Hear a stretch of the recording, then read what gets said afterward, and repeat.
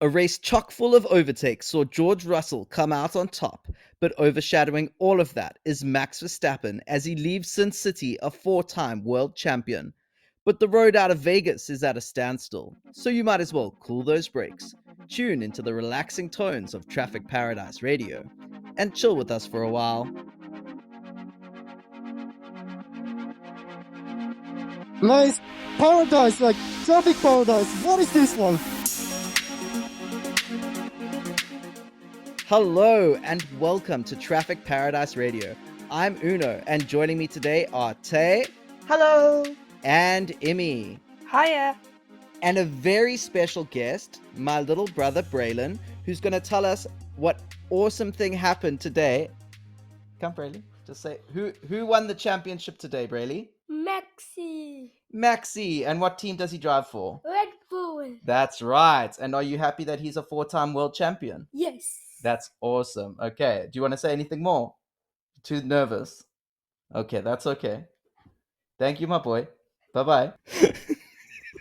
That was so cute. And tell me, Tay, did you enjoy the race today? I enjoyed it so much. It was so exciting. So many overtakes. Oh, just an incredible race overall. Awesome stuff. Immy? Maxi. That was really cute, sorry. No, it reminds me, have you seen those the Lollipop Man videos on YouTube? Oh, yeah. Whenever he depicts Toto Wolff talking about Verstappen, Toto's always going, Oh, yeah. Maxi. I thought the race was pretty good. There were so many overtakes. I really want Las Vegas on the calendar for like ever. Yeah, I'll be honest, I was a bit apprehensive leading up to, at least before qualifying, that it was going to be a very boring race because just the whole vibe of the weekend seemed like quite low energy. And I don't know if that's just because it was like 4:30 in the morning when I was watching it or what, but it just felt like the vibes were off. But yeah, from quali onwards, it was just really interesting. I feel like the time definitely had something to do with it. I was not enthusiastic to be watching a free practice at 2:30 in the morning. Normally I love free practice. I feel like the same as like last year, the only person who was excited, who really felt like they were excited, was the announcer shouting out the names because he was back again this year. That was fun. I think he only did half of them though. They got someone else to do the other half. But he was shouting all the names again, which was fun. I was not awake for the driver's parade, so...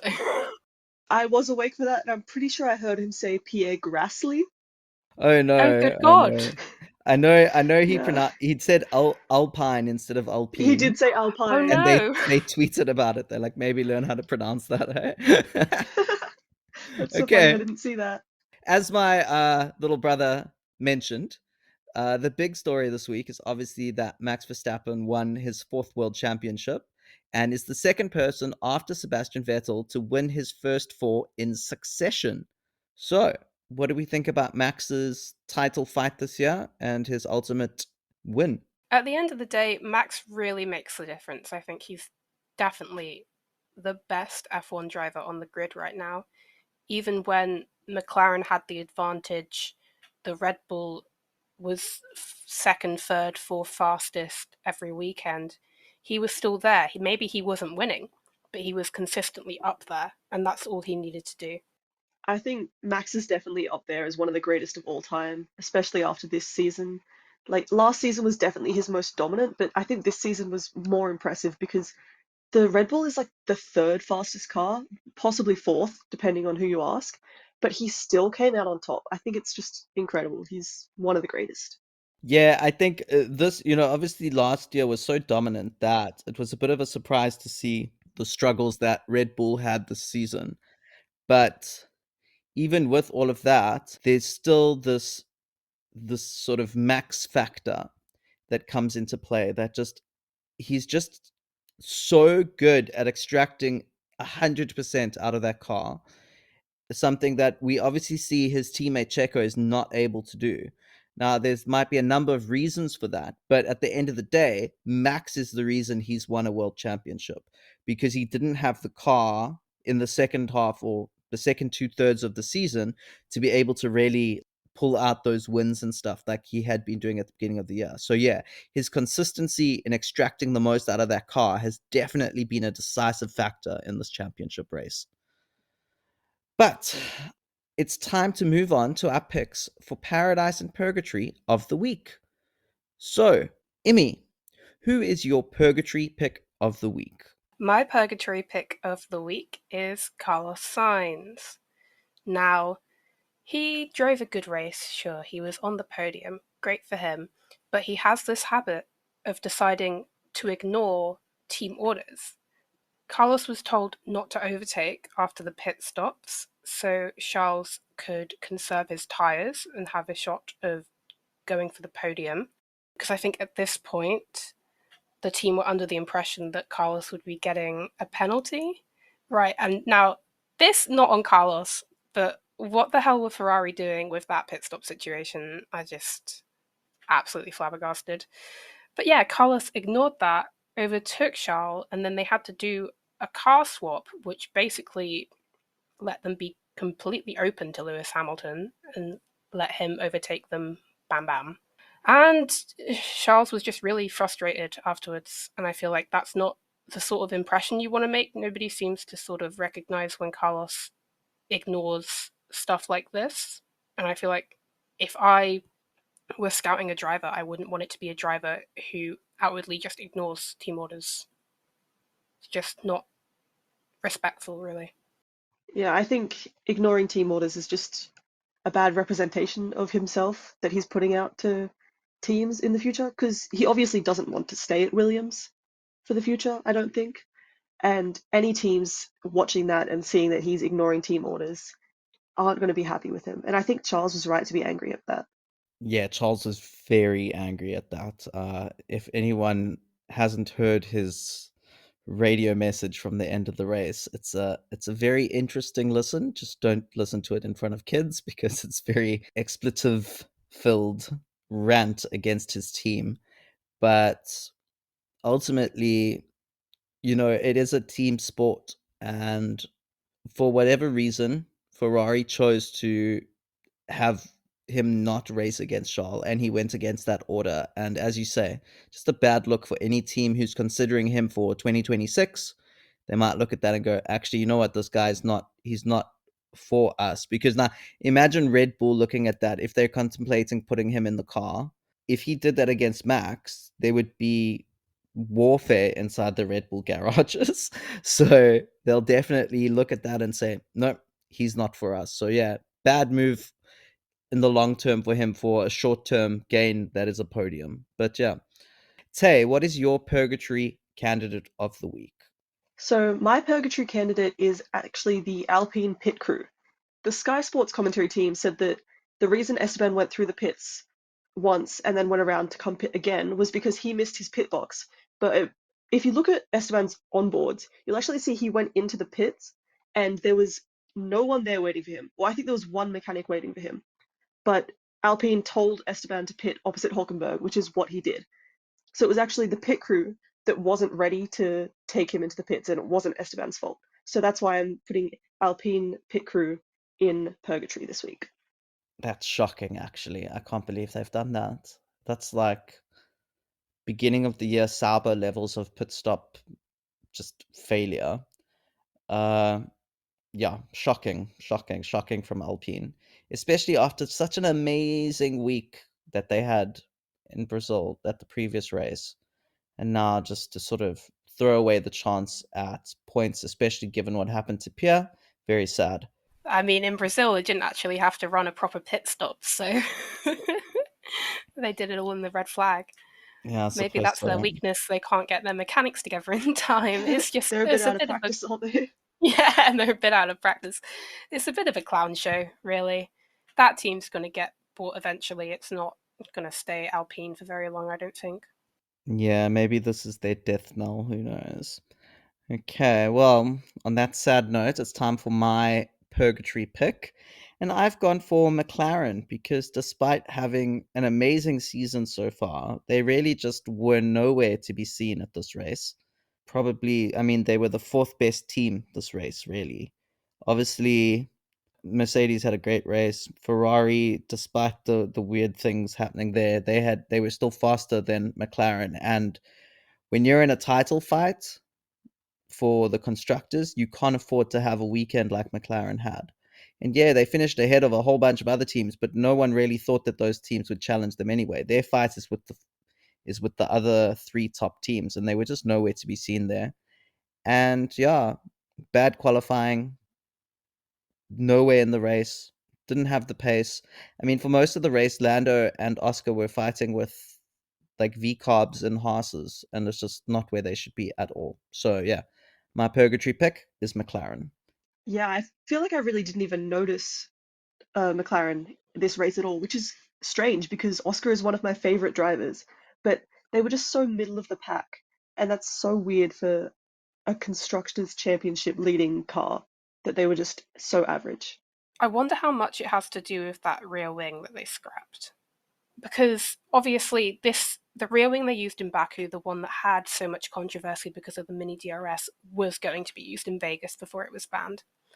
And Zach Brown and Andrea Stella and the whole team really were very adamant that the wing change would have no effect, that it wasn't the reason that they were so fast in Baku, that it's just a part of it, not everything.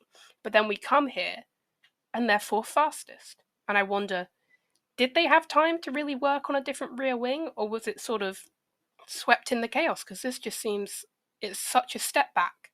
I don't think they were expecting to be miles ahead of everyone, but maybe a bit more in the fight, because I mean, Oscar and Lando were just sort of trailing. They didn't make many moves apart from getting back to where they were post pit stop.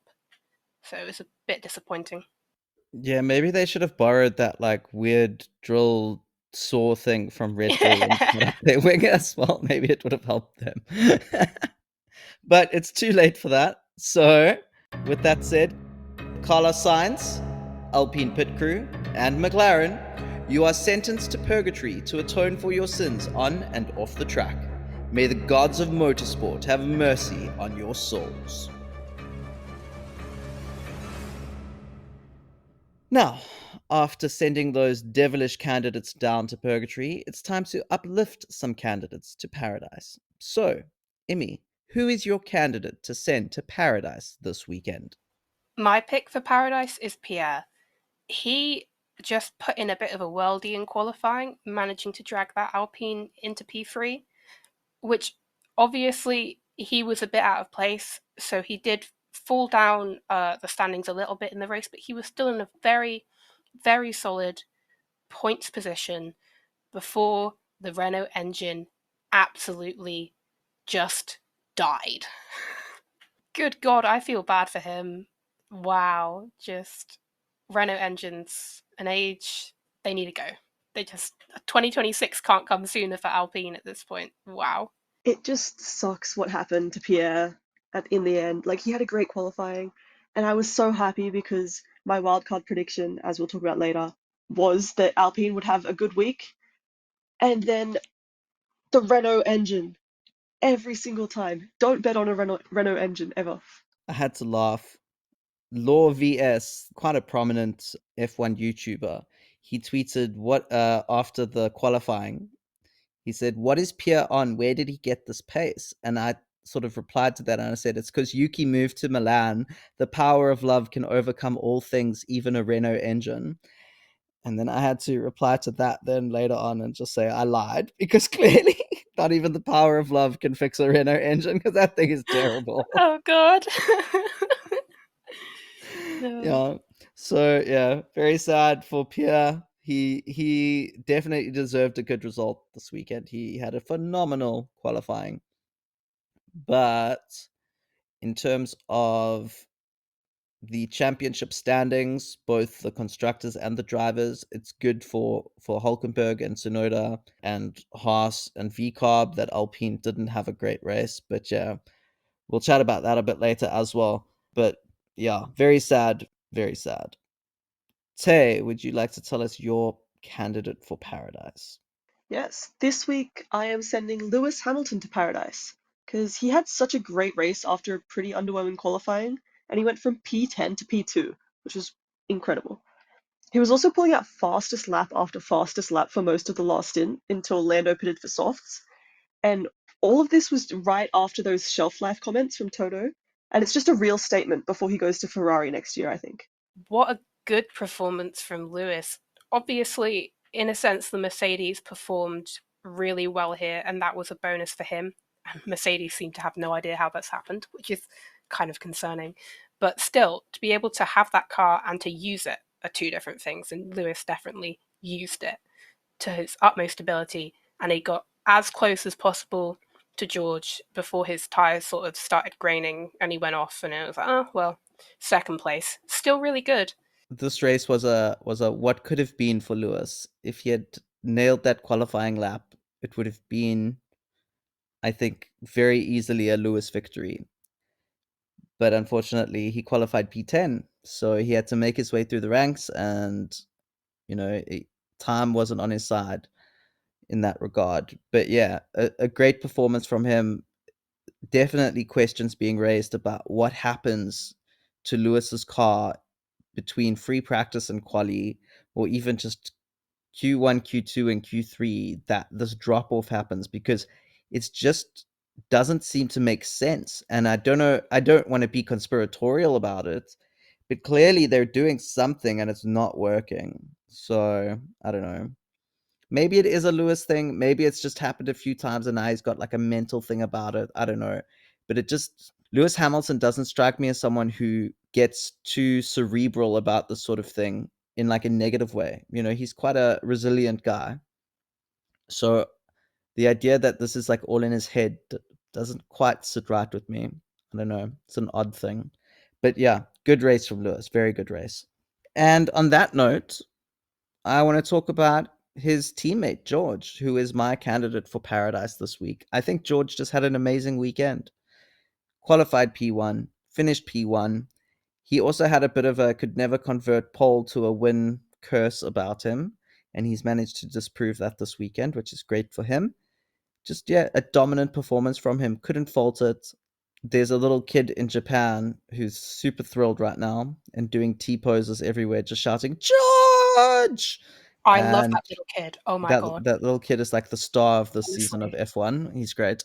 Yeah, so I just think George had a great weekend and he deserves the win. He deserved pole, and he definitely deserves to go to Paradise. It was just a dominant performance. How far ahead did he finish? 10 seconds ish? I know he was at least 30 seconds ahead at one point. It's just so dominant, and I'm sure that little kid in Japan is so happy. I'll check now the exact amount of time that he finished ahead. 7.3 seconds ahead. 7.3 seconds. It's just dominance, isn't it? Yeah, no, it's great. I mean, yeah, I think we sometimes get used to like a Verstappen 30 seconds ahead type of vibe, but that's not the norm. A 7-second lead at the end of the race is actually, as you say, it's dominant, and it's good. It's very good. I'm actually really happy that he got this win on merit this season because obviously he had Spa stripped from him, and then Austria was like he was at in the right place at the right time, which there's a talent to being there, but realistically it would have been third place if Max and Lando hadn't come together. So to get this win, to be so dominant this weekend, pole the win, having enough space for a pit stop gap at one point, it's just good for him, and I'm happy. Yeah, I actually forgot about the spa thing. Oh And dear. yeah, his season, there's always like there was been asterisks next to everything this season for him. So it's nice that this time there's no questions, no doubt this was a dominant George win. So yeah. On that note, Pierre Gasly, Lewis Hamilton, George Russell, for pleasing the gods of motorsport, you are granted entrance into paradise. Ascend. And we'd love to hear your choices for Paradise and Purgatory of the week, so leave us a comment below and let us know. Now we have a couple more points from the weekend we wanted to talk about, starting with Andretti might be the 11th F1 team. There have been quite strong rumours circulating about an 11th team entering the grid in 2026. Now, this is quite a detailed topic, so We will have lots more to speak about on this topic in our next episode of the Traffic Report coming out on Wednesday. So be sure to subscribe to the channel so you don't miss out on that. Now, let's talk constructors. Ferrari have had a much better weekend than McLaren. They have made a 12-point gain on them, and there are now only 24 points between the teams. So this is definitely a battle that will lead down to the final race. What do we think about this? Yeah, I 100% think it's going to Abu Dhabi. With the sprint in Qatar, it's just, I think it's going to get so close with the points, and we're going to go right to the end, the last lap maybe, of Abu Dhabi to see what goes down there. A last lap Abu Dhabi title decision fight what thing will be amazing again. I don't know what it's called. Yeah, it will just be really cool. It'll be really cool to see it go down to the last race, the last lap. Some of the best championships I've ever watched have come down to the last lap. I'm thinking of like Hamilton's first championship came down to not just the last lap, like the last corner of the last lap. It was like crazy, all because someone in front of him sort of slipped off the track or something, and he was able to get ahead and win his title. So I love that sort of aspect of Formula One where it comes right down to the wire. So definitely looking forward to that battle. And right now, I don't actually know who's going to win because McLaren seemed to struggle this weekend. Ferrari also are not operating at 100%. So, both of them have their positives and negatives at the moment that could ultimately swing it one way or the other. Everything to play for in Qatar and Abu Dhabi, and it's going to be very, very, very interesting to watch. Yeah, McLaren have definitely stalled a bit, but Qatar might be a better track for them. I am definitely very interested in watching this go down to the wire. That's for sure. I think lots of fans are becoming more interested in the constructors as well, especially when this year the drivers' fight has been like a fleeting sort of dream. Not even in a mean way. It's just such a big point gap to overhaul. Anyway, on to our next point. Let's stay on constructors. The battle for P6 is hot, hot, hot. Even hotter than the battle for P1. Currently, after this race, Haas have overtaken Alpine in the constructors, and they lead in P6 by a whopping 1 point.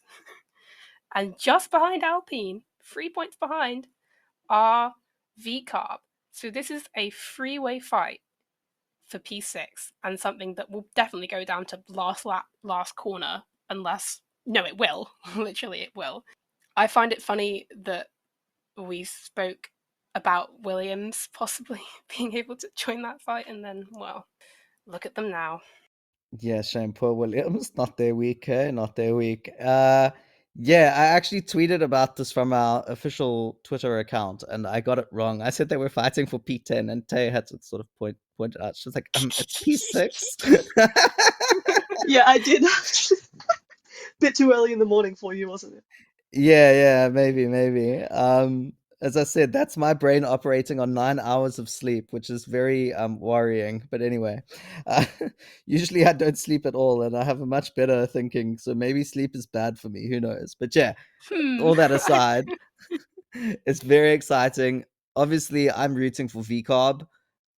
That's my team, and I think that even if they get P6, I kind of still think that Haas deserves it because Haas have just been brilliant this year.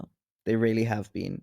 If you look at the personnel and budget deficit that they have to the other teams, the fact that they've been able to do this, where a team like Visa Cash App RB or Alpine have so much more money, so much more talent, and they're kind of like just always playing catch up with Haas. It's incredible. It really is.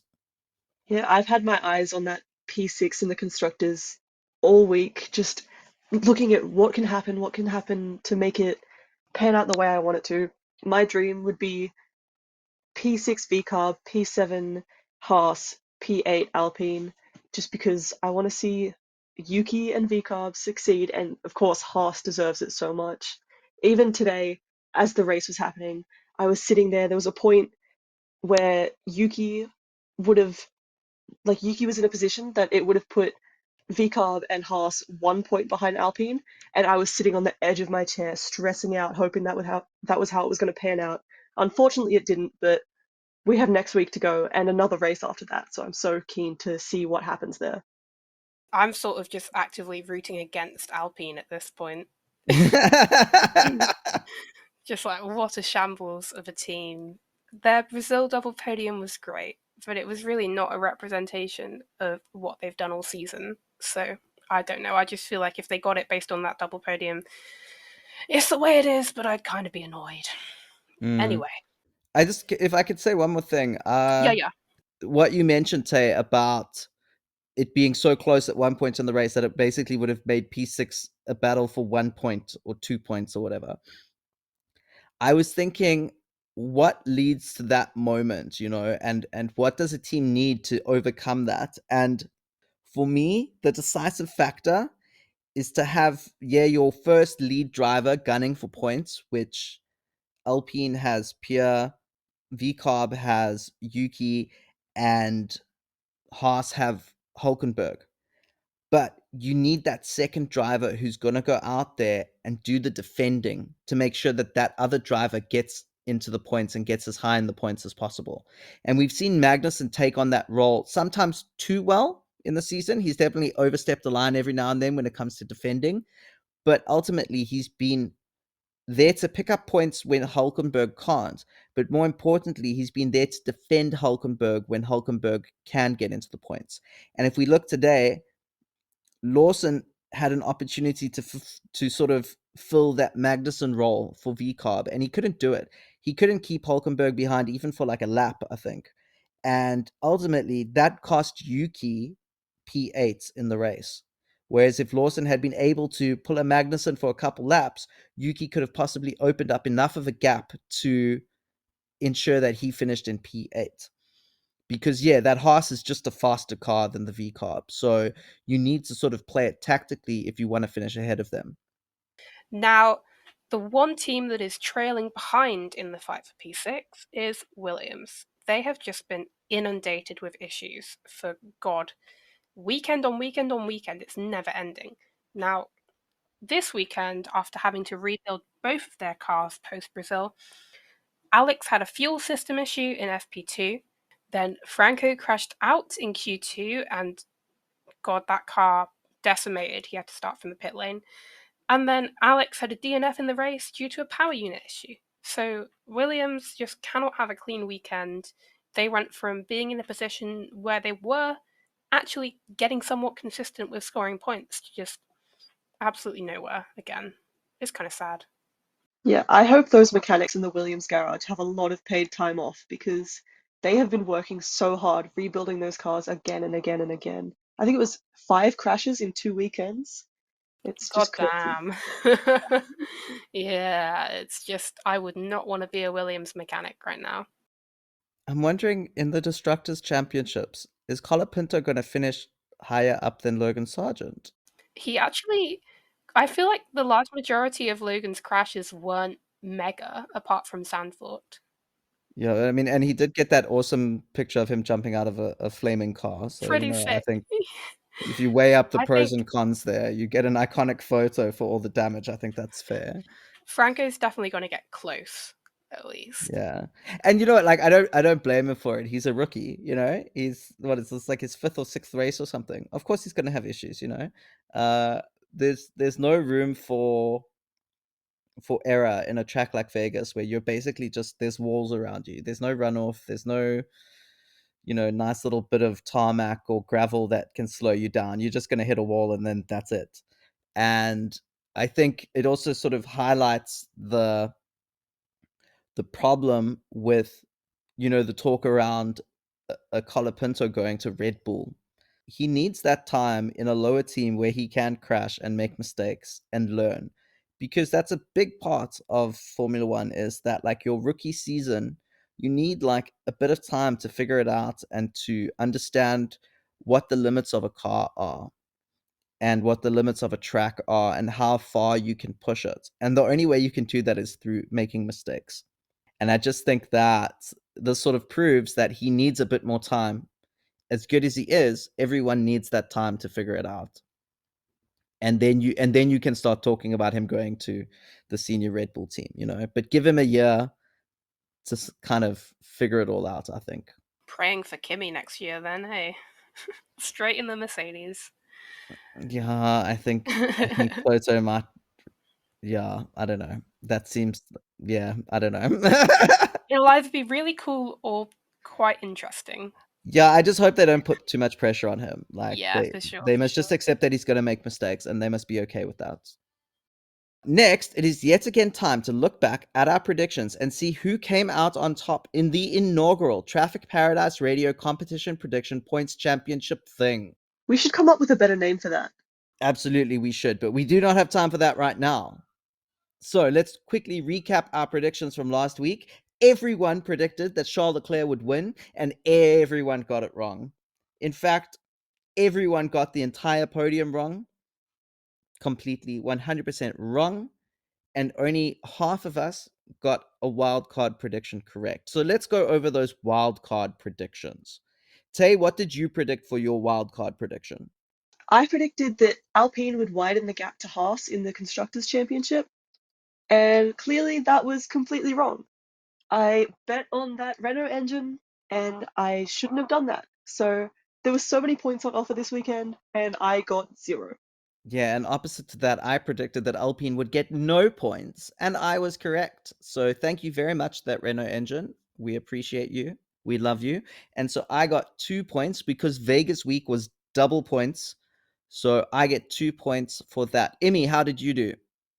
I didn't do, really. I mean, I will say I got so close because I predicted George Russell P2, and it was looking really good when Charles was gaining on George, but then he overcooked his tyres. I was thinking, oh, I'm on for an absolute stunner of prediction. I was wrong. Anyway, my wild card as well. I predicted the winner of the Macau Grand Prix, McLaren Jr., Ugo Ugochukwu, would do with McLaren because he's American. They're in America. I thought he'd be there, winner of the Macau Grand Prix. Let's parade him around a little bit. Look at our McLaren Jr. Look how good he's doing. No. No. God forbid I try an interesting prediction and McLaren disappoints me. Horrifically. Anyway. Okay, and then Emmy, you want to tell us what the rest of the crew predicted for their wildcard prediction and how they did? I would love to. So, Kira predicted Sauber points, and I'm not gonna lie, we were very close. At one point, we were very close. I'm So pretty close. sure. I was willing I was willing Joe to get the Yeah. points. Oh, it was so close. When there was a point where everybody had pitted the first time, I think Joe was around P11. Like, so that's not even pit stop sort of disparity. He was just there. And then he was P10, P9, and then he pitted. And straight down to the bottom. Just absolutely God. And so, like, I don't even root for Joe, but that was just sad.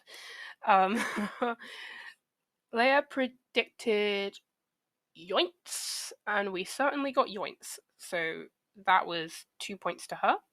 Woohoo! Yay! 2 points for Yuki, 2 points for Leah. Love it. Is it 2 points for Yuki? Was he P9? Yeah, P9, P9. yeah. I thought he was P8. No, And Nico that's got 2 P8. yoints Of finishes in a course he row. did. God. Of course Nico got P8. I watched it happen. Christ.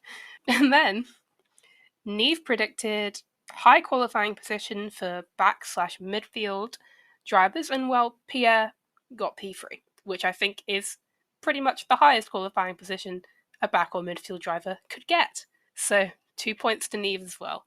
Thank you, Emmy. So now, with all of that updated, let's have a look at how this has changed the leaderboard.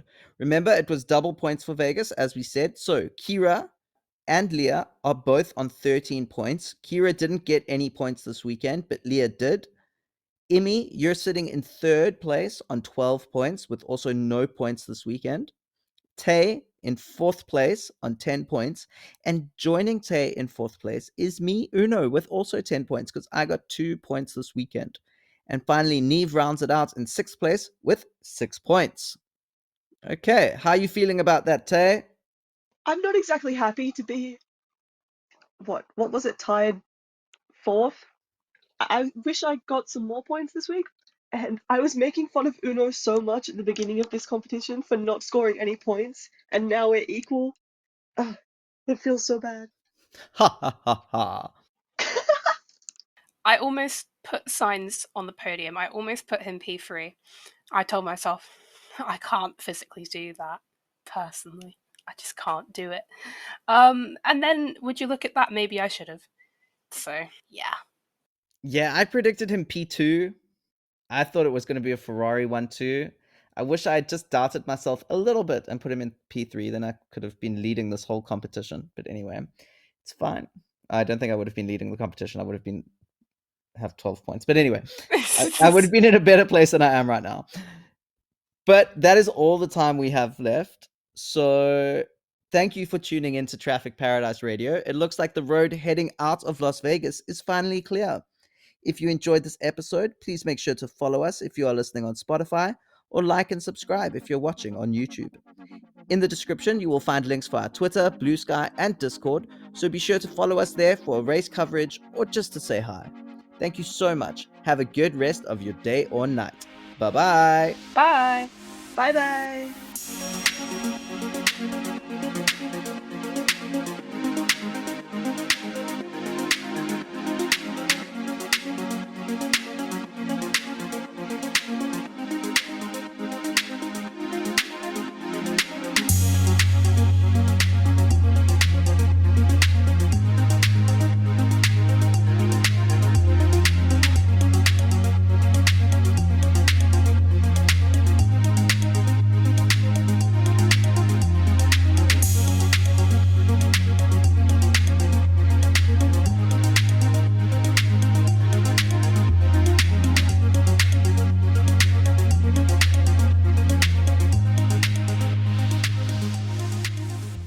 And Tay, I've just overwhelmed her and she's left now because of that amazing information. No, it's technical issues again.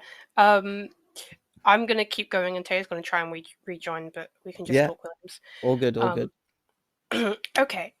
Oh, Tay's back. Maybe this will work. Tay, can you hear? Please tell me you can hear. Please, can you hear? Please.